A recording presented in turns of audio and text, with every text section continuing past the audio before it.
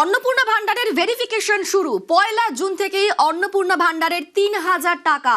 লক্ষ্মীর ভান্ডারের সব উপভোক্তাকে অন্নপূর্ণা ভান্ডার। 25 থেকে 60 বছর বয়সী মহিলাদের অন্নপূর্ণা ভান্ডার। অযোগ্য উপভোক্তা চিহ্নিত করার নির্দেশ রাজ্যের। সরকারি চাকরি, পেনশনভোগী ও আয়কর দাতারা প্রকল্পের বাইরে।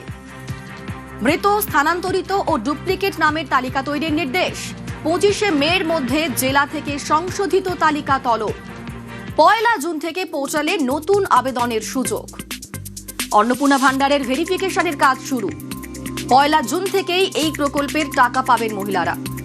অন্নপূর্ণা ভান্ডারের 3000 টাকা পাওয়া যাবে এবং লক্ষ্মীর ভান্ডার যারা পেতেন সেই সমস্ত উপভোক্তাই অন্নপূর্ণা ভান্ডারের সুযোগ পাবেন। 25 থেকে 60 বছর বয়সী মহিলাদের অন্নপূর্ণা ভান্ডার। আমাদের সঙ্গে সোমরাজ রয়েছেন প্রতিনিধি।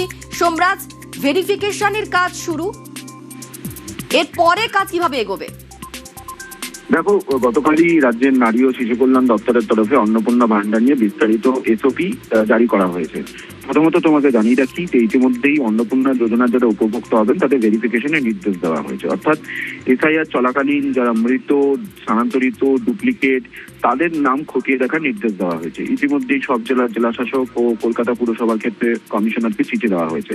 মূলত খসড়া ভোটার তালিকা প্রকাশের পর যাদের নাম বাদ পড়েছে তাদের নামও যাতে অন্তর্ভুক্ত না হয় সেই নিয়েও যাচাই করার নির্দেশ দেওয়া হয়েছে। এছাড়াও ভোটার ইনফরমেশন স্লিপ, অর্থাৎ ভোটের আগে যে ভোটার ইনফরমেশন স্লিপ দেওয়া হয়েছিল সেই সময় যেগুলি চিহ্নিত হয়েছিল এসডিডি হিসাবে সেগুলিও খতিয়ে দেখার নির্দেশ দেওয়া হয়েছে এবং তা খতিয়ে দেখে 25শে মের মধ্যে বিভিন্ন জেলার জেলাশাসক ও কলকাতা পুরসভার ক্ষেত্রে কমিশনারকে রিপোর্ট দেওয়ার নির্দেশ দেওয়া হয়েছে রাজ্য সরকারের তরফে।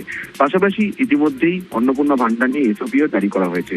সেই এসওপিতে বলা হয়েছে 25 থেকে 60 বছর বয়সী মহিলারা এই প্রকল্পের সুবিধা পাবেন। পাশাপাশি এটাও বলা হয়েছে যারা সরকারি চাকরি করেন বা পেনশনভোগী বা আয়কর দাতা যারা রয়েছে তারা এই প্রকল্পের বাইরে থাকবেন, অর্থাৎ তারা এই প্রকল্পের সুবিধা পাবেন না। এবং আধার লিঙ্ক করা bank account direct bank transfer অর্থাৎ ডিবিটির মাধ্যমে সরাসরি মহিলাদের অ্যাকাউন্টে 3000 টাকা প্রতি মাসে পৌঁছে যাবে।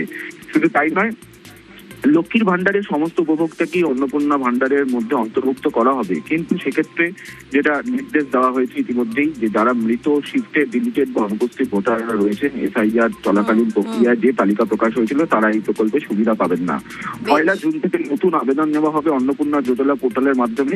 আর যে নতুন আবেদনগুলি নেওয়া হবে সেগুলি গ্রামীণ অঞ্চলে বিডিওদের মারফত এবং শহরাঞ্চলে এসডিও মারফত যাচাই হবে। তারপর জেলা শাসক বা কমিশনার অনুমোদন দিলেই তবেই নতুনদের নাম অন্নপূর্ণা যোজনা পোর্টালে আপলোড করা হবে। এমনটাই এসওপি পাঠানো হয়েছে জেলাগুলিকে। বেশ, ধন্যবাদ সোমরাজ।